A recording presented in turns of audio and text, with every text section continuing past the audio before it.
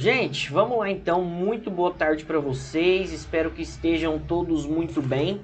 Saudade aí de vocês, né? Mesmo que a gente não esteja presencialmente, né?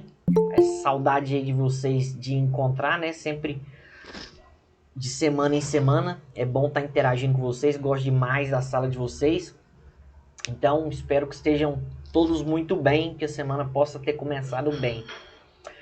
Gente, vamos lá, vamos continuar a nossa matéria e desenvolver a nossa matéria aqui. A aula passada, a gente encerrou a questão das características da linguagem jurídica, falamos um pouquinho das funções da linguagem, né? Falamos das funções denotativas e funções conotativas, e também falamos em relação ao sentido, né, do uso das expressões. Falamos sobre a hiperonímia, falamos em relação à hiponímia, falamos como que uma palavra, como que o sentido dela pode ser um sentido mais genérico, um sentido mais específico, como que uma palavra pode ter uma intensidade maior ou menor. E vamos lá, hoje a gente vai começar uma matéria que eu particularmente gosto muito, que é a questão do latim na linguagem jurídica. Isso mesmo, o latim na linguagem jurídica. Quando a gente pensa no latim, né, a língua latim ou a língua latina, às vezes a gente pode pensar que é simplesmente bobeira, né? Que a gente às vezes pode pensar que é algo que não vai acrescentar em nada pra gente. Seguinte, o latim, ele realmente é uma língua que é morta, né? Não tem mais nenhuma civilização moderna, nenhuma sociedade moderna que utiliza ou fala latim, a não ser os cães, né? A não ser os cachorros que vivem latindo. Enfim, esse trocadilho foi péssimo, mas eu não podia deixar de fazer ele, né? Porque, né, eu não dou conta, né? Faz muito sentido o latim com os cachorros. Mas enfim, brincadeiras à parte, nenhuma sociedade nem civilização moderna utiliza mais o latim.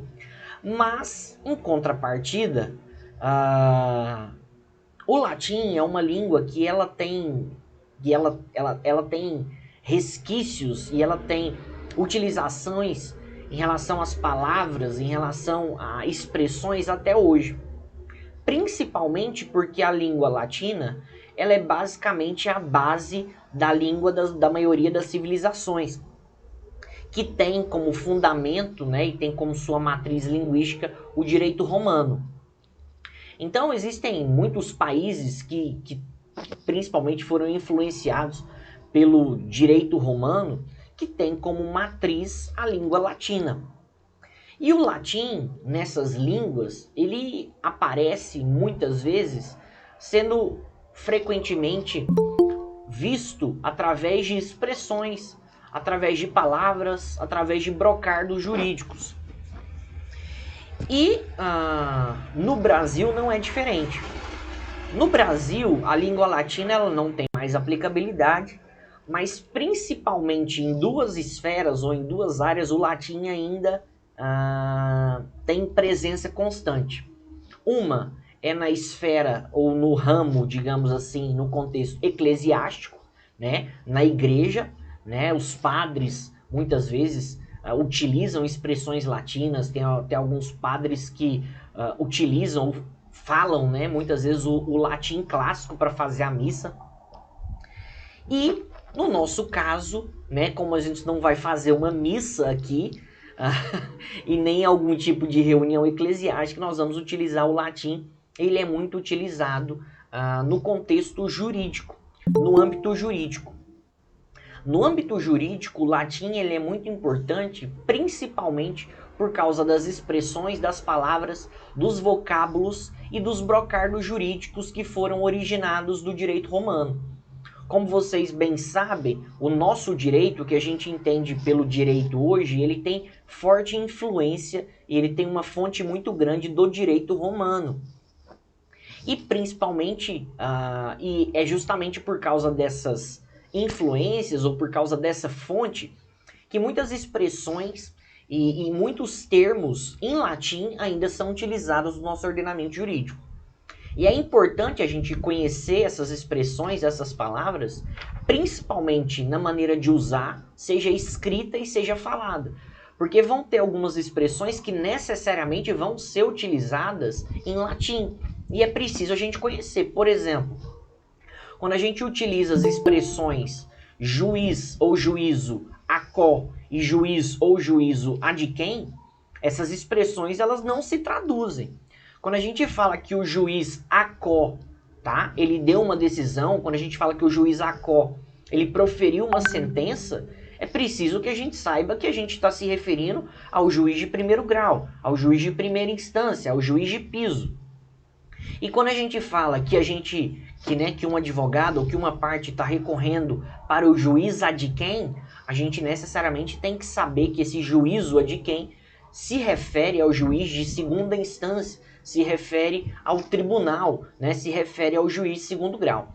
Então, por isso se faz importante. Oi? Essa expressão que você falou aí, juiz adquém, só se relaciona ao juiz de segundo grau ou juiz de grau superior? Não, porque já não é mais juiz, né? Como é que é? Eu tô falando assim, essa expressão juiz adquém só se refere a juiz de segundo grau ou de grau superior. Não. Mas é só de segundo grau, né? Porque os outros já não... Não, foi até boa sua colocação. Eu coloquei, normalmente eu coloco o juiz de primeiro grau e segundo grau, quer dizer, para ficar mais claro, mas aproveitando que você puxou essa ideia, eu queria que vocês soubessem o seguinte. Quando a gente fala de juiz aquó, tá? Quando a gente fala juiz aquó, o sentido mais técnico se refere ao juiz da qual se recorre. Juiz aquó é o juiz do qual se recorre. E juiz adquém, tecnicamente, seria o juiz para o qual se recorre. Seria o juiz para o qual se recorre. E aí, até bom você ter colocado, Kezinho, porque não necessariamente o juiz adquém vai ser o de segundo grau. Porque, por exemplo, imagina que a gente tem vamos colocar um exemplo aqui. Um prefeito, tá, gente? Imagina que um prefeito ele cometeu um crime, tá? Um prefeito de alguma cidade cometeu um crime. Prefeito, ele tem foro privilegiado, certo? O prefeito que comete um crime, ele é julgado aonde? E aí só, né, trazendo e rememorando as matérias aqui, pra gente lembrando das coisas. Prefeito que comete crime, ele tem direito de ser julgado aonde? Alguém lembra ou alguém tem uma ideia? Isso está na Constituição. TJ, Tiagão falou aí. TJ, excelente. O Ziara também falou TJ. O TJ, e aí só complementando o que você perguntou, Kezinho, o TJ, nesse caso, ele vai ser o juiz aquó. O TJ, nesse caso, que é de competência originária, o processo começa no TJ, ele vai ser o juiz aquó. Se o prefeito, por exemplo, ele é condenado, o prefeito ele vai recorrer da decisão do TJ. Ele vai recorrer do desembargador. Por isso que o TJ é o juiz aquó. Ele vai recorrer para onde? Ele vai recorrer lá para o STJ. Então, o STJ vai ser o juiz adquém. Tá? O STJ vai ser o juiz adquém. Por que o STJ vai ser o juiz adquém? Porque vai ser o juiz para o qual se recorre. Beleza? Então, aproveitando também que a Luana colocou aqui, Luaninha, é o seguinte, juiz aquó é o juiz do qual se recorre. Juiz aquó é o juiz do qual se recorre. E juiz adquém é o juiz para o qual se recorre. A grande questão é o seguinte, o juiz aquó é aquele juiz inicial, é aquele juiz que inicia o processo. Normalmente é no primeiro grau, né? Normalmente é no juiz singular, mas existem situações, como a gente bem sabe, eu até coloquei aqui, que às vezes o TJ ou o TRF vai ter competência originária. Então, o juiz que começar o processo, que iniciar o processo, vai ser o juiz aquó.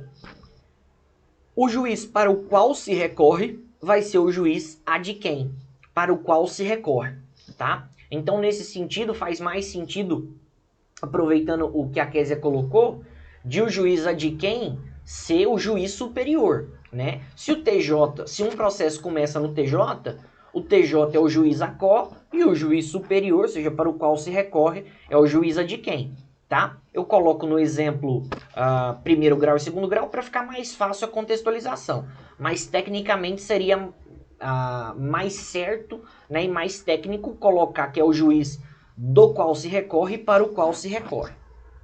Beleza? Então, bacana.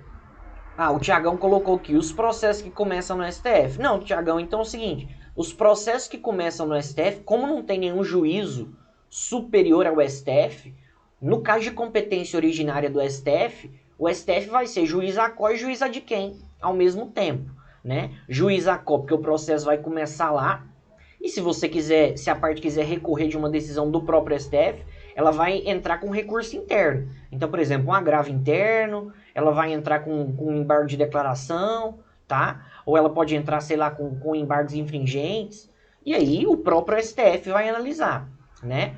Quando começar no STF, não há que se falar em juiz adquém, porque não tem instância superior, né? Então, processo de competência originária do STF, o próprio STF é juiz ACO e juiz adquém ao mesmo tempo. Beleza? Bacana, gente. Nesse sentido aí, é importante a gente falar sobre algumas regrinhas em relação ao latim. Gente, desde já eu já queria falar para vocês. Gente, nós não vamos aprender latim aqui, tá? Ninguém vai sair daqui falando latim, conversando em latim, tá? Não, a gente vai ver apenas algumas expressões, alguns vocábulos e alguns brocardos jurídicos que são importantes no nosso desenvolvimento, principalmente em termos de conteúdo. Vamos lá, o que é importante a gente ter em mente algumas regras em relação ao latim? Gente, como o latim é uma língua estrangeira, né, como as expressões, os termos em latim não correspondem à língua portuguesa, né, digamos assim, sempre quando a gente for utilizar esses termos de maneira escrita, a gente for escrever numa peça prática, tá? Por exemplo, é necessário que a gente utilize esses termos entre aspas, em itálico ou sublinhado, tá? E assim em relação a qualquer língua estrangeira, tá? Como o latim não faz parte da língua portuguesa, e assim como qualquer outra língua estrangeira, quando a gente for utilizar essas expressões em latim, é preciso que a gente utilize ou entre aspas, ou sublinhado, tá? Ou itálico, tá? Ou seja, tem que dar um destaque e diferenciar essas expressões em latim. Outra situação, outras características também do latim. Expressões em latim não tem hífen, tá? Não tem hífen. Não existe hífen nas expressões em latim, tá? As expressões em latim, elas não são separadas por hífen, tá? Nenhuma locução em latim tem hífen. Elas são separadas apenas por espaço. Outra situação e outra característica também, não existe acento gráfico, tá? Em latim. Não existe nenhum tipo de acento gráfico no latim. Não tem acento agudo, não tem acento circunflexo, não tem tio, não tem trema, não tem cedilha, tá? Então não tem nenhum tipo de acento gráfico em latim. Nenhuma expressão em latim tem acento agudo, acento circunflexo, tio, trema, até porque trema já caiu já, e nem cedilha, beleza? E outras situações, só para deixar claro, muitas vezes as pessoas têm dúvida em relação às seguintes expressões. Acredito que todo mundo já ouviu essas, já percebeu, né, ou pelo menos já visualizou essas expressões, essas palavras. Por exemplo, a gente falou do juiz ACO e juiz adquém. Muitas vezes as pessoas têm dúvida se o certo é utilizar a expressão jus ou se é utilizar a expressão ius, tá? Se é jus com J ou se seria ius com I. Muitas vezes as pessoas têm dúvida ou elas têm algum questionamento em relação a qual que seria o certo. Se seria jus ou se seria ius, tá? Por exemplo, se seria jus judicata ou se seria ius judicata. Ou seja, se seria coisa julgada, né, escrita com J, ou se seria res judicata, ou se seria res judicata. Em relação a essa dúvida, em relação à palavra ius, ou em relação à palavra jus, tá? Até mesmo na editora, né? Muita gente tem dúvida se seria jus podium ou ius podium. Qual que é a diferença, ou qual que é a questão que envolve essas duas expressões? Gente, as duas expressões estão certas, tá? As duas expressões estão certas. Tanto jus com J, tanto ius com I. Qual que é a diferença, ou qual que é a grande situação aí que envolvia essas duas palavras? Antigamente, tá? Antigamente não existia a letra J, tá? Antigamente, em latim, no direito romano, não existia a letra J, então só utilizava-se a letra I, por isso que ficava ius, tá? Ius. Então antigamente não se utilizava a letra J, se utilizava apenas o I maiúsculo, tá? O latim ele tinha só 21 letras, só que depois, tá? Depois do período renascentista, depois do, né, principalmente do renascentismo, principalmente através da influência da cultura grega, foi incorporada a letra J. E a partir de então, o J passou a ser figura frequente no alfabeto latim. Então o J passou a existir. Então é o seguinte, quando a gente utiliza ius com I, é o latim clássico, tá? Ius com I é latim clássico.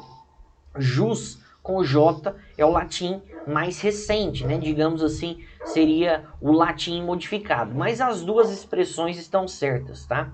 As duas expressões estão certas, tanto jus quanto ius. Não tem diferença entre elas, as duas têm o mesmo sentido, então não tem diferença entre elas. Então quando a gente fala jus, tá? Jus podium ou ius podium é a mesma coisa, tá? Quando a gente fala jus romano ou ius romano, mesma coisa. Lembrando que jus ou ius é no sentido de direito, tá? Quando a gente utiliza jus ou ius, a gente está se referindo a direito. Então, beleza. Dito isto e exposta essas características, vamos falar sobre algumas expressões em latim, alguns vocábulos em latim que são importantes assim para o nosso conhecimento e principalmente para o nosso desenvolvimento. Primeira expressão que eu queria falar com vocês é a expressão, que eu vou até colocar aqui, e é até fundamental colocar ela agora, que é justamente a expressão ab início, tá? É a expressão ab início. O que significa essa expressão ab início? A expressão ab início significa desde o início, desde o começo ou desde o princípio. Então, quando a gente utiliza a expressão ab, tá? Ab significa desde ou a partir. Então, quando a gente fala, por exemplo, vou dar um exemplo, vocês não viram nulidades ainda no processo penal.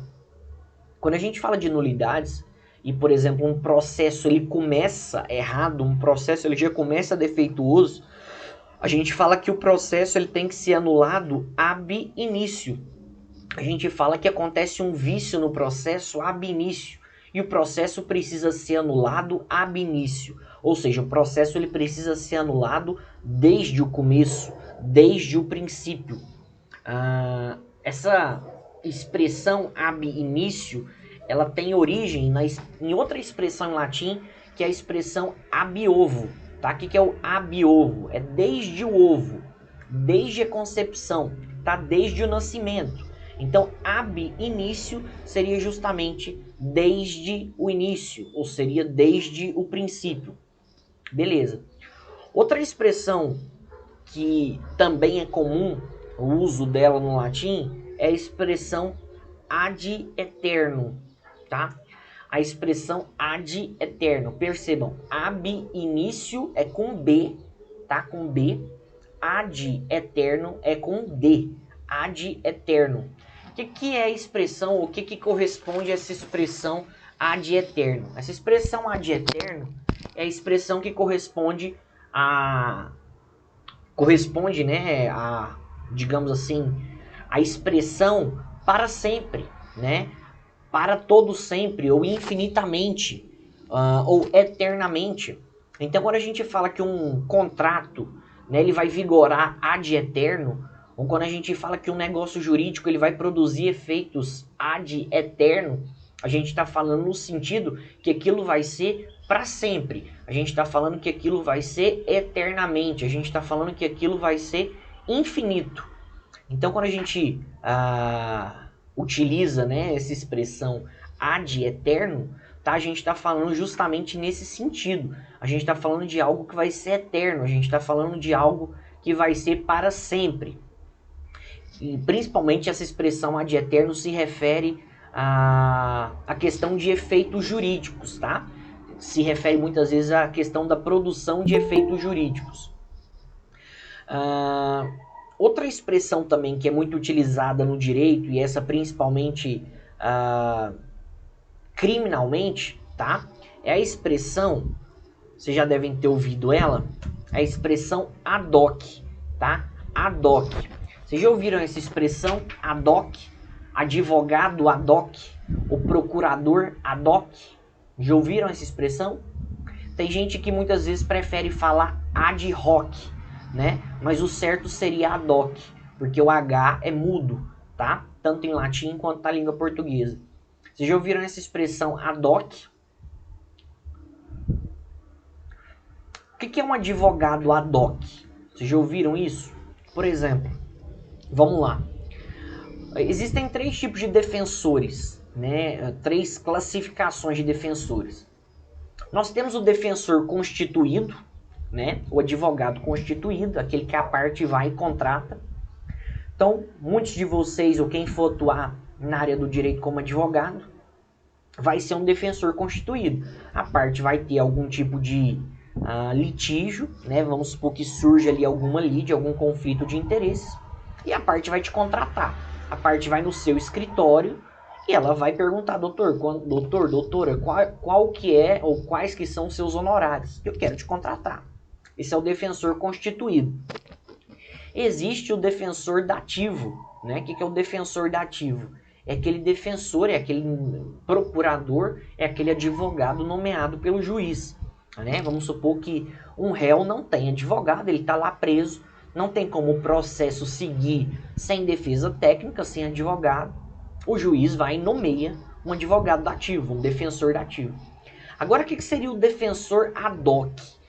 Quando a gente utiliza essa expressão ad hoc significa para um momento específico, tá?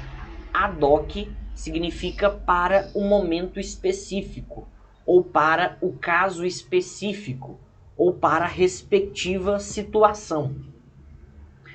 O que é um defensor ad hoc? O que é um advogado ad hoc? É um advogado que ele é nomeado especificamente em uma situação. É um defensor que tem atuação temporária, tá? O caráter do defensor ad hoc, ele é temporário, ele é passageiro. Então imagina uma situação. Imagina que, vamos supor que eu seja o réu de um processo. Constituir defensor, tá? Constituir defensor. E vai ter minha audiência de instrução e julgamento. Passando o tempo, a audiência vai se aproximando. Faltando 5 minutos para começar a audiência, o meu advogado constituído me liga. Fala assim, Léo, você me desculpa, pelo amor de Deus, bati o carro, aconteceu aqui algum incidente, não vou poder ir. O que acontece então? Fica eu, réu, na audiência de instrução e julgamento sem defensor. O que o juiz pode fazer? O juiz pode pegar algum advogado que esteja ali no corredor do fórum, o juiz pode pegar algum advogado ali que esteja por ali e nomeia ele. Fala o seguinte, doutor, vem cá que você vai fazer essa audiência para mim. Somente essa audiência. O que o juiz faz? Quando o juiz nomeia um advogado por um ato específico ou por um ato determinado, ele está constituindo ou ele está nomeando um defensor ad hoc. Então, o que é o defensor ad hoc? O que é o procurador ad hoc? A Kézia falou, curador de bens de uma pessoa que está ausente até o procedimento. Calma aí. o curador de bens de uma pessoa que está ausente até o procedimento de decretação da ausência. Se caracterizaria. Se caracterizaria se for por um momento específico, né? Se for passageiro. Então pode sim ter um curador chamado de curador ad hoc, um escrivão ad hoc. A expressão ad hoc, ela não se refere à pessoa. A expressão ad hoc se refere ao caráter, tá? Se é temporário, se é para um momento específico ou não. Então, por exemplo, pode ter um escrivão ad hoc, pode ter um curador ad hoc. O que significa? O que se expressa essa terminologia ad hoc? Significa que essas pessoas estão atuando por um momento específico, por uma situação ou por um ato determinado, ou seja, é temporário. Então, por exemplo, o curador dessas pessoas é nomeado, né? Por exemplo, somente até... Você colocou aqui, como é que é? O curador de bens de uma pessoa que Professor, está...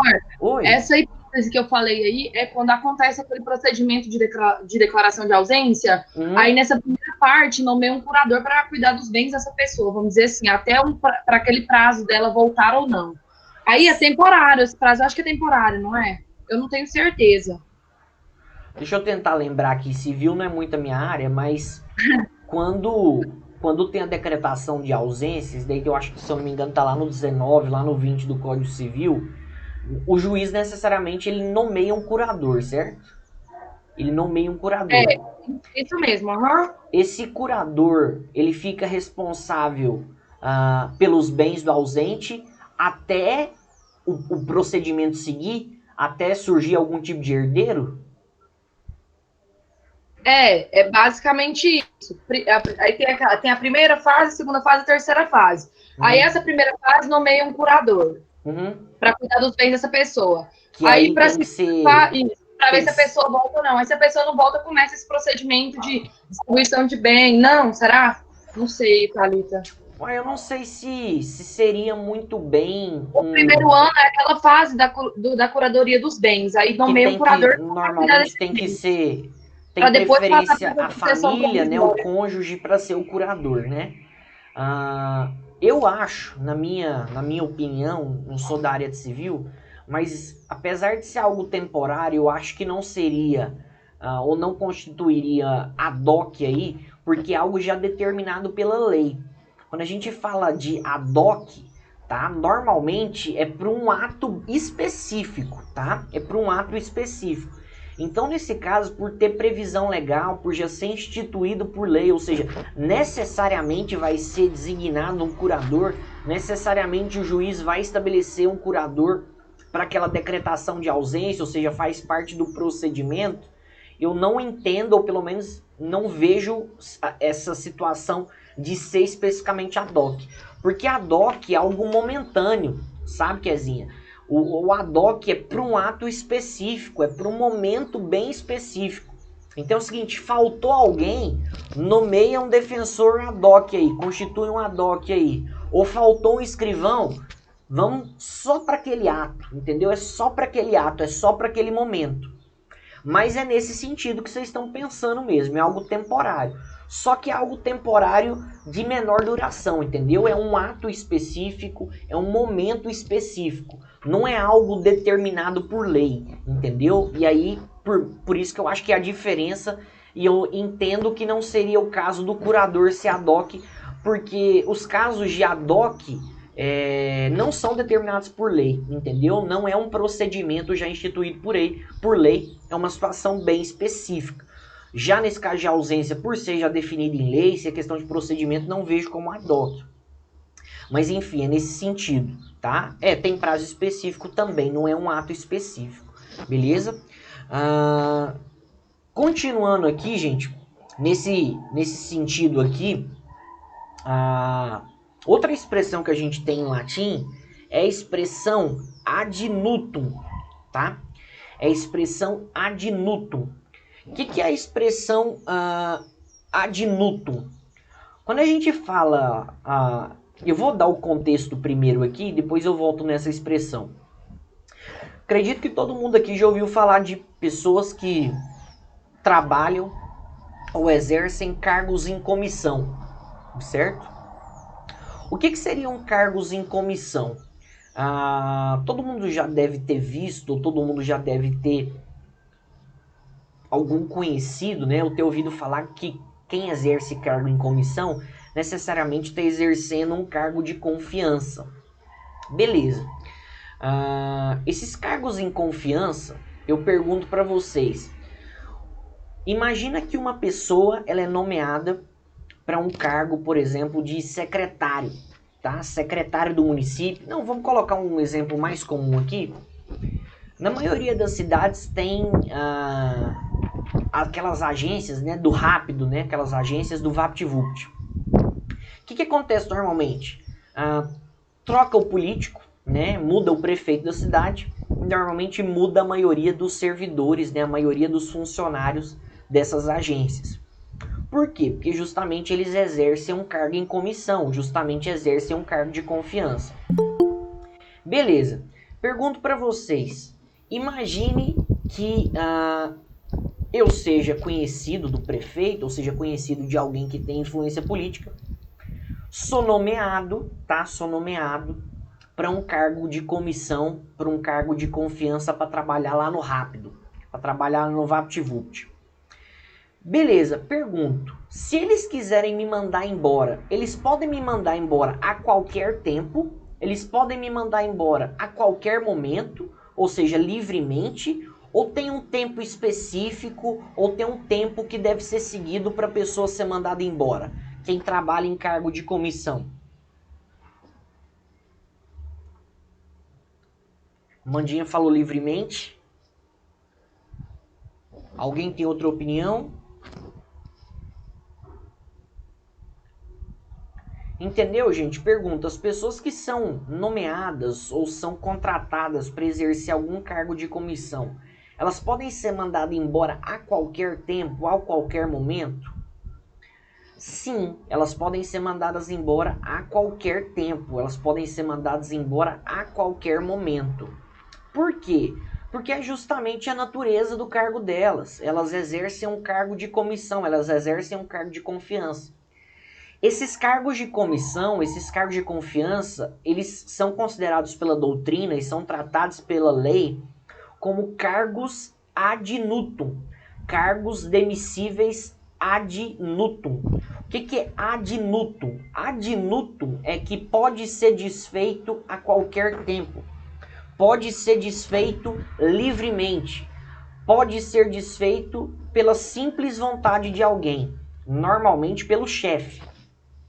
Então vou dar um exemplo para vocês aqui da minha vida mesmo. Quando eu fazia... Ô Guinaldão, passa o número do cartão aí, irmão.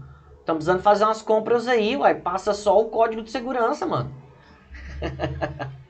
Como? Vamos dar um exemplo aqui. Canseira. Quando eu fazia faculdade, eu tava no... Inclusive, eu acho que no mesmo período de vocês, 7º, 8º período. Tinha uma mulher que trabalhava no Procon. E ele era conhecido do meu pai e da minha mãe, me chamou para trabalhar lá. Cargo de comissão, cargo de confiança. Beleza, fiquei trabalhando lá 1 ano no Procon. Só que o que aconteceu? Mudou o prefeito, mudou a diretora do Procon, entrou um novo diretor do Procon. Fiquei lá, trabalhei 1, 2 meses. De repente, um dia eu tô saindo de casa, indo para trabalhar lá. O diretor do Procon me liga. Fala o seguinte, Léo, você tá chegando? Eu falei, tô. Me espera aí que eu tô chegando, doutor. Ele falou assim, faz o seguinte, não precisa vir mais não. Eu falei, mas por que eu tô chegando? Ele falou, não, Léo, deixa eu te falar. Você tá à disposição. Eu falei, tô mesmo, doutor. Eu tô à disposição, pode contar comigo pro que precisar. Ele falou assim, não, Léo, deixa eu te falar. O seu cargo, agora ele tá à disposição. Eu falei assim, doutor, o senhor nem precisa falar que ele tá à disposição, ele tá à disposição mesmo. Onde eu trabalho é para servir e tudo mais, né? Não sabia o que ele tava falando. Ele falou, não, Léo, deixa eu te explicar uma coisa. Eu estou te colocando à disposição. Eu falei assim, mas o que é isso que você tá me colocando à disposição? Ele falou assim, não, eu tô te dispensando. E eu falei, ué, mas como assim tá dispensando? Não, Léo, você não precisa mais vir, eu tenho o pessoal da minha confiança, agora eu vou colocar outros. O que aconteceu? Eu estava trabalhando num cargo em comissão, num cargo de confiança. Esse cargo era um cargo demissível ad nutum. Podia ser mandado embora a qualquer momento, poderia ser desfeito a qualquer tempo, a qualquer momento, livremente.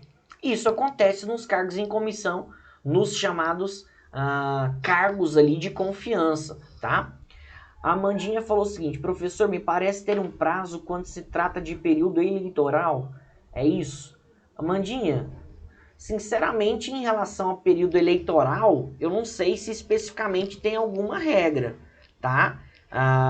Porque é o seguinte, esses cargos demissíveis ad nutum, a característica principal deles são justamente a desnecessidade de prazo. É justamente poder ser desfeito a qualquer tempo, a qualquer momento.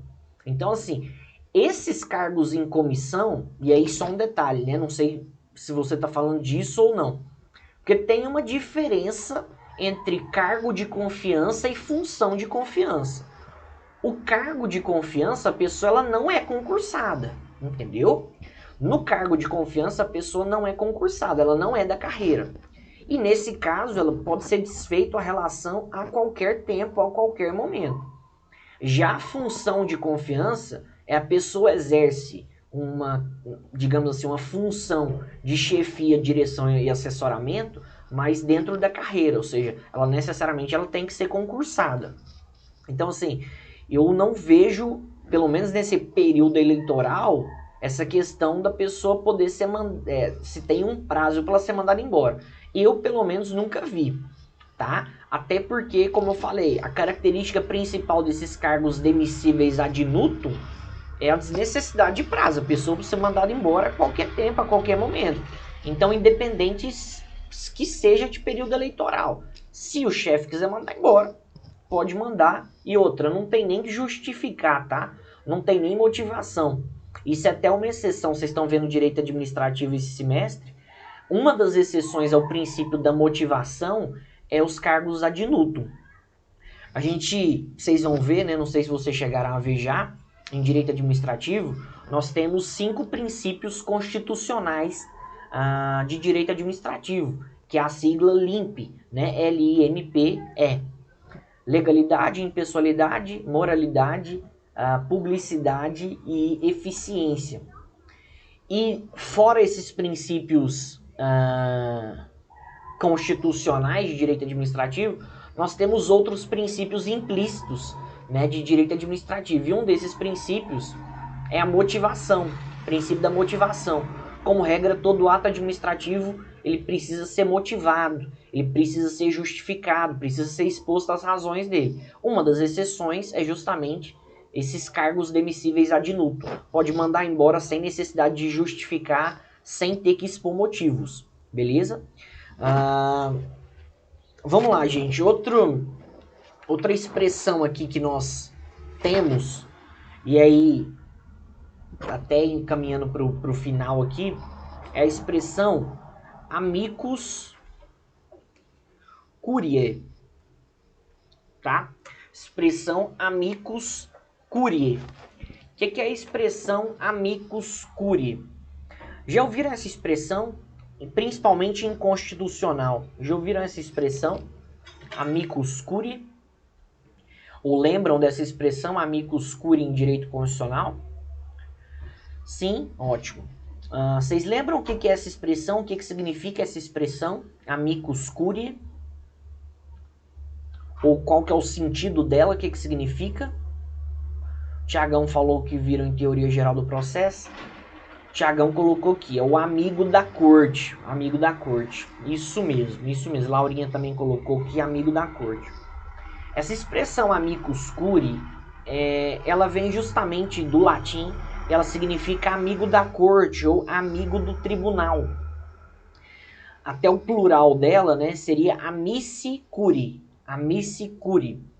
Essa expressão amicus curiae, ou amigo da corte, se refere necessariamente a uma pessoa física ou uma pessoa jurídica, algum órgão ou alguma entidade que é intimada em juízo, tá, para participar do julgamento porque tem alguma informação relevante dentro do processo.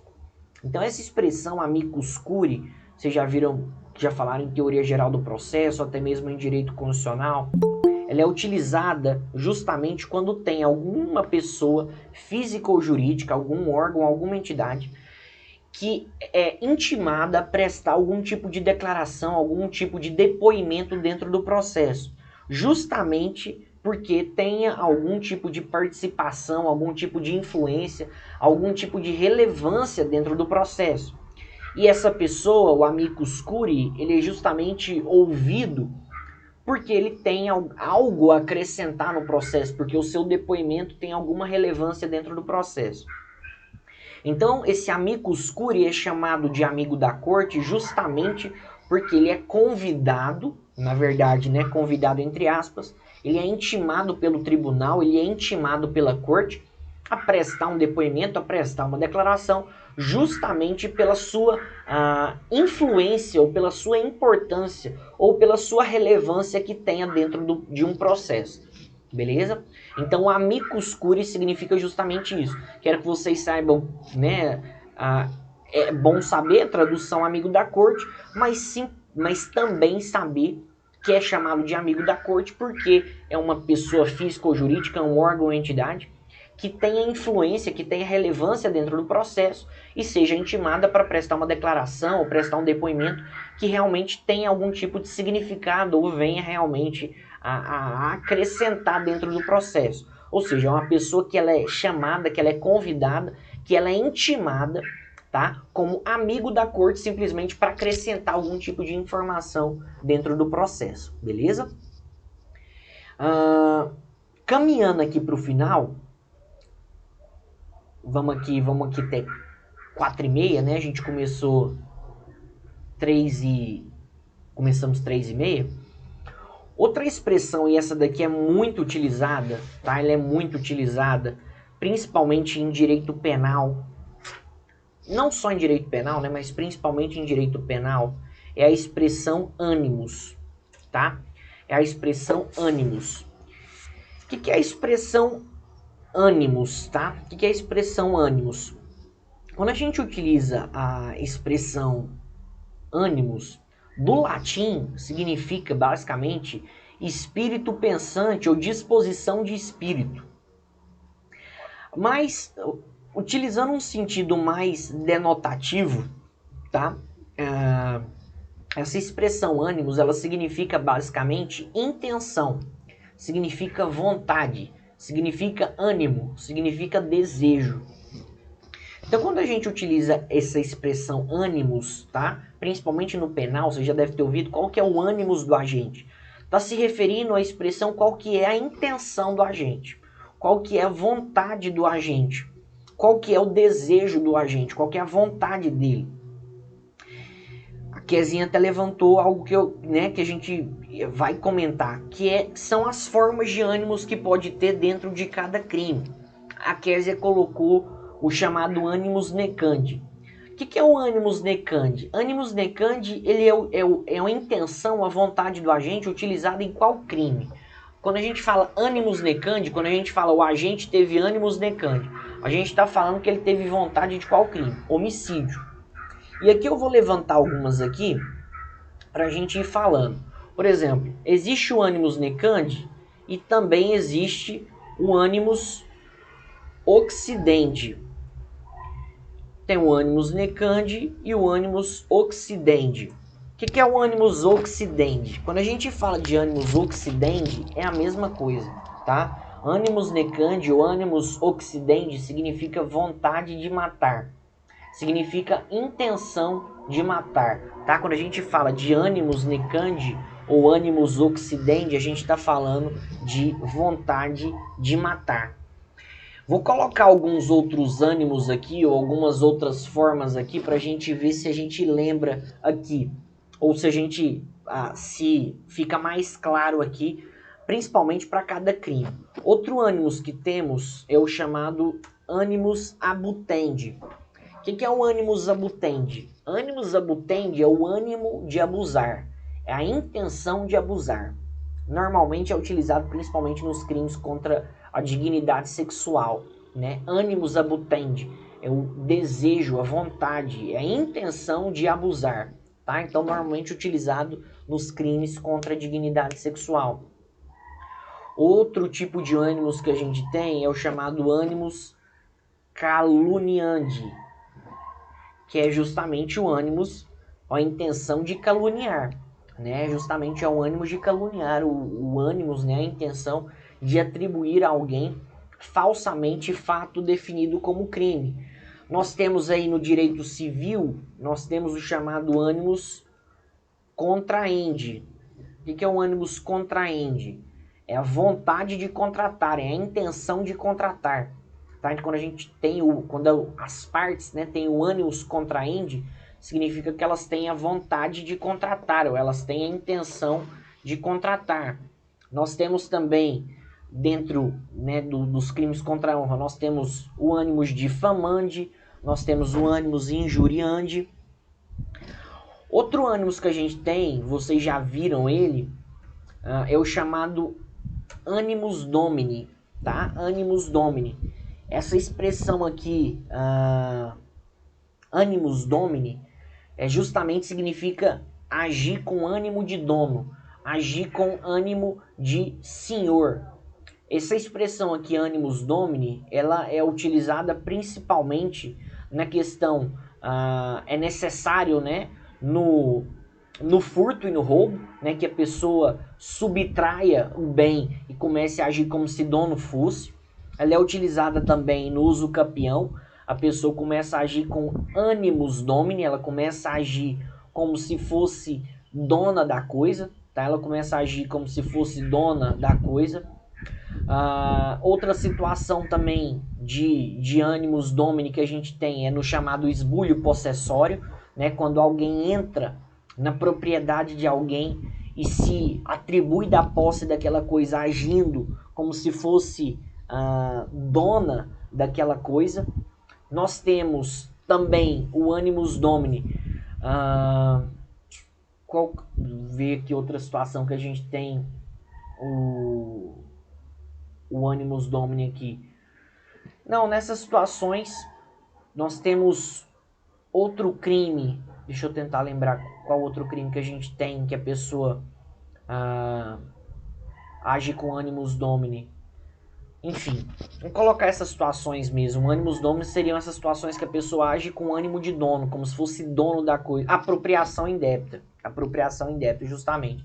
Obrigado, Kezinha. Apropriação indébita, a pessoa ela inverte a posse do bem e ela começa a agir como se fosse dona da coisa, como se fosse senhor da coisa. Então, na apropriação indébita também é caracterizado necessariamente pelo animus domini, tá? O ânimo de dono. Ânimo de dono. Outras situações de ânimos que a gente tem, principalmente em crimes contra o patrimônio, é o chamado animus furandi. Tá? O que é o animus furandi? Animus furandi é justamente o ânimo de furtar, é o ânimo de roubar. Tá? O animus furandi, que é o ânimo, é a intenção de subtrair, ele vale tanto para o furto quanto para o roubo. Tá? Então, animus furandi, a pessoa que age com animus furandi, ela age com intenção de subtrair. E pode ser tanto intenção de furtar ou intenção de roubar. Então, animus furandi, intenção ou vontade de furtar, intenção de roubar. Outro tipo de animus que também a gente utiliza muito, que é o chamado animus jocandi, tá? O que é o animus jocandi? É a intenção de brincadeira, tá? É a intenção realmente de realizar algum tipo de piada, de realizar uma expressão jocosa, de fazer algum tipo de brincadeira, né? Algum tipo de gracejo. Então, o animus jocandi, por exemplo, quando uma pessoa, um amigo, né, tá brincando com a outra e fala: seu safado, cala a boca, vagabundo. Na brincadeira, quando a pessoa age com ânimo jocandi, ela não pratica crimes contra a honra, ela não comete crimes contra a honra. Porque o animus jocandi, ele retira, tá, o dolo, tá, da pessoa. O animus jocandi é quando a pessoa justamente ela tá com a intenção de realizar uma brincadeira, de realizar um gracejo, tá? De ser, por exemplo, uma né, a pessoa está jogando, a pessoa está brincando. Algo que a gente poderia falar também, quando o professor ele realmente quer sacanear na prova, quando o professor está com raiva da sala e ele quer que todo mundo saia mal na prova, o que o professor tá? Ele tá com ânimos fudendi, né? Quando o professor ele realmente quer sacanear a turma, ele quer botar pra ferrar, ele tá com ânimos fudendi, né? Tô brincando, né? Obviamente não existe essa expressão ânimos fudendi, mas o ânimos fudendi seria a intenção de rebentar, né? Seria a intenção de ferrar todo mundo. É algo que eu não tenho jamais, eu sou mais para ânimos jocandi, né? Então, enfim. E o último aqui que eu queria falar com vocês é o ânimos solvendi, tá? É o ânimos solvendi. O que é o ânimos solvendi? Utilizado principalmente na figura do devedor. O que é o ânimos solvendi? É a intenção de pagar, tá? É a intenção de pagar. Normalmente o devedor, tá? Quando ele quer finalizar uma dívida, ou ele quer encerrar um débito, ele precisa ter esse chamado ânimo solvente, ele precisa ter essa intenção, ele precisa ter essa vontade de pagar, né? Vontade de quitar o débito, quitar a dívida. E aí, aproveitando e relembrando aqui algumas coisas aqui de direito penal, quando a gente fala dessa intenção, tá? Quando a gente fala dessa intenção, é importante a gente saber diferenciar o dolo e diferenciar a culpa, tá? Qual que é a diferença básica, gente, entre dolo e culpa no direito penal? E aí, aproveitando para relembrar, qual que é a diferença entre dolo e culpa no direito penal? Sei que, de forma simplista, é falar que o dolo a pessoa tem a intenção, a culpa é sem a intenção. Mas basicamente, qual que é a diferença do dolo e da culpa no direito penal? Você ia falar, você ia dar um migué, né, Kezinha? Você ia miguelar aqui, né? Um é com intenção, outro é sem intenção. Mas qual que é a diferença? Tô ligado. Mas qual que é a diferença do dolo e da culpa no direito penal, tá, gente? Seguinte, vamos lá. Quando a gente fala de dolo e culpa, a gente está falando justamente sobre a questão do ânimos, né? Nós estamos falando sobre o ânimos do agente. O dolo, existe duas formas de dolo. Nós temos o chamado dolo direto e nós temos o chamado dolo indireto. O dolo direto é quando... E aí, só relembrando aqui, tá, gente? Aproveitando a matéria para a gente fazer outras coisas. Quando a gente fala de dolo, necessariamente tem que ter duas coisas: vontade e consciência. Quando a gente fala de dolo, tem que ter duas coisas: vontade e consciência. Não tem como haver um crime doloso sem vontade e sem consciência. Por quê? Se você tirar a vontade ou você tirar a consciência, você exclui a conduta. Excluindo a conduta, você exclui o fato típico. O dolo pode ser direto ou indireto. O dolo direto é quando a pessoa tem a vontade direta de cometer o crime. Eu quero matar o Aguinaldo, eu tenho um ânimos necandi em relação ao Aguinaldo, eu vou, pego uma arma e atiro nele. Dolo direto. O dolo indireto pode ser de duas formas. Nós podemos ter o dolo eventual, nós podemos ter o dolo alternativo. Dolo alternativo é quando o agente, para ele, tanto faz se é um resultado ou outro. Vamos supor que eu quero causar mal pro Aguinaldo. Vejo o Aguinaldo na rua, pego o carro, acelero e passo por cima dele. Para mim, tanto faz se eu vou matar ou se eu vou lesionar. Para mim, tanto faz se eu vou matar ou lesionar. Já o dolo eventual é quando o agente ele assume o risco de produzir o resultado. Né? No dolo eventual, o agente assume o risco de produzir o resultado. Ele não tem a intenção, tá? Ele não tem a intenção, ele não tem o ânimos, mas ele assume o risco de produzir o resultado.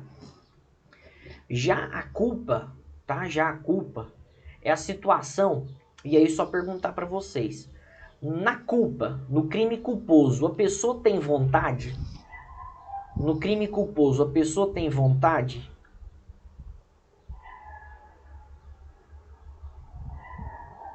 Luana falou que não, Josiara falou que não. Tem vontade. Tem vontade. Na culpa, a pessoa tem vontade, tá? Ela tem que ter vontade. Ela tem que ter vontade. Porque se ela não tiver a vontade, o fato vai ser atípico. Pensa comigo o seguinte. Vou só dar um exemplo básico. Imagina que eu tô jogando bola. A bola vem pra mim e eu chuto a bola. Só que pega num vidro da vizinha e quebra. Eu tive vontade de chutar a bola ou não? Ou a bola foi sozinha?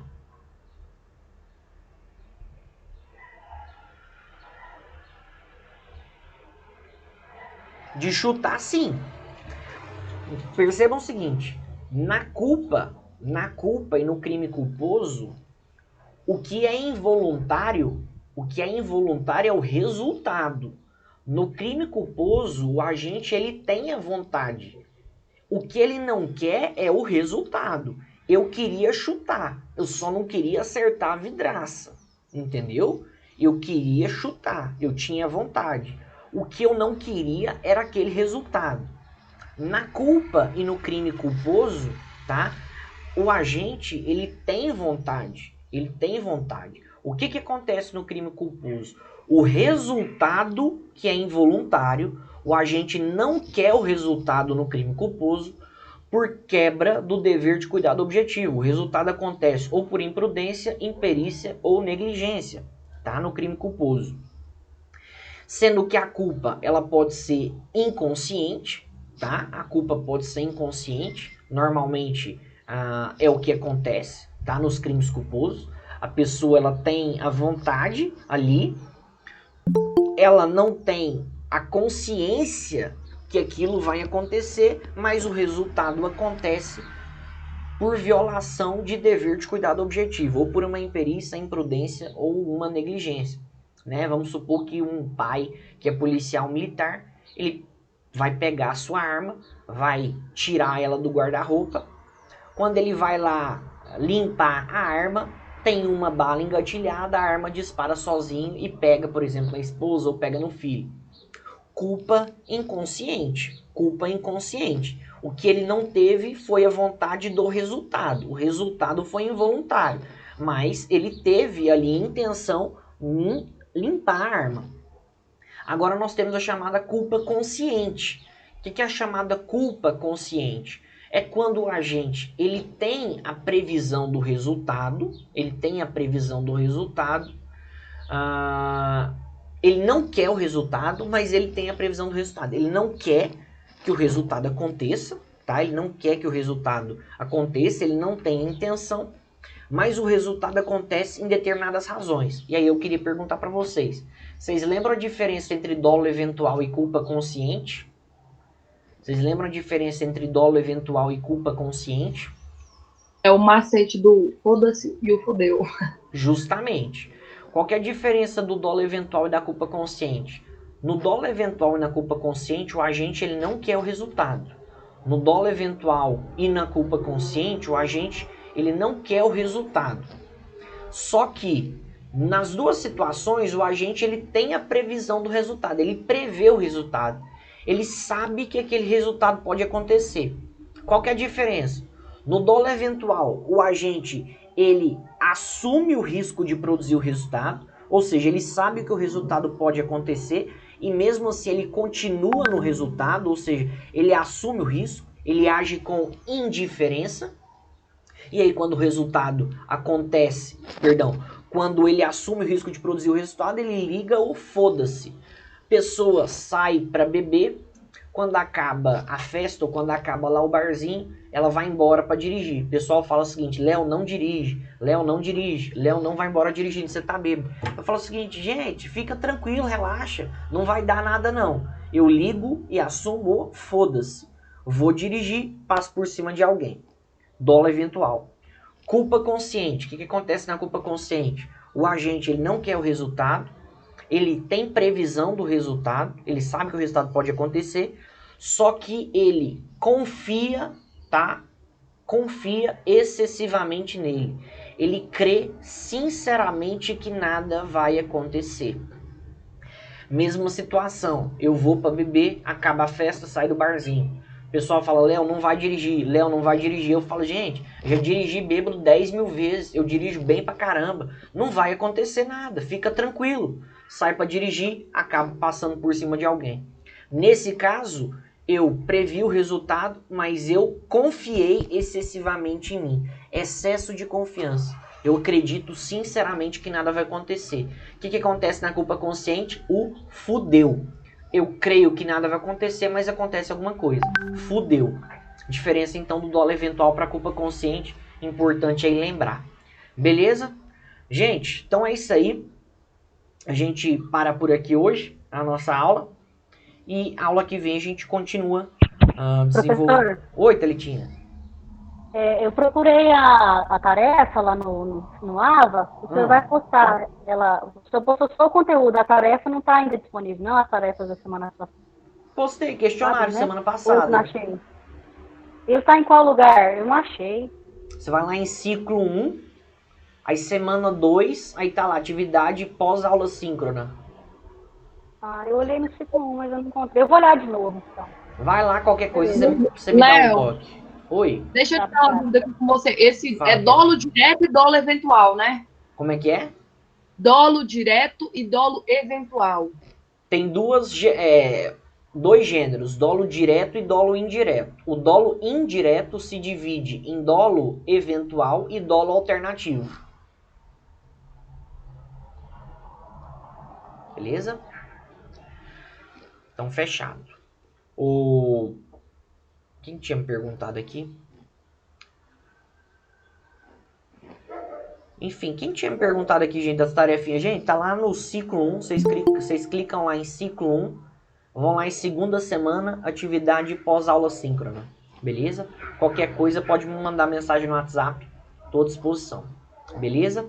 Gente, fica com Deus, Deus abençoe, ótima semana pra vocês, tudo de melhor, e enfim, a gente vai se falando, tá bom? Fica com Deus, qualquer coisa precisar, tamo junto. Abração pra vocês, fica com Deus, valeu demais.